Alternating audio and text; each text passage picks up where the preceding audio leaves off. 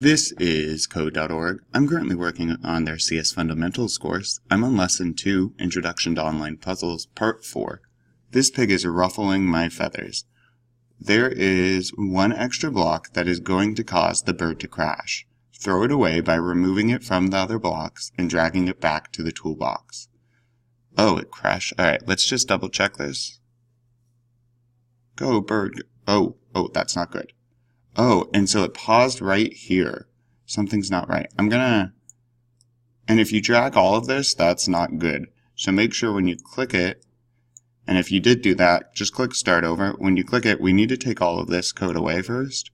Let's get rid of move forward. Bye. And now I think we need to reattach this here. Let's try.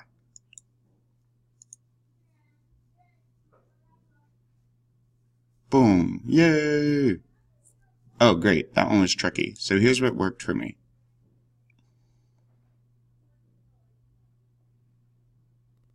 Awesome. Let's keep going.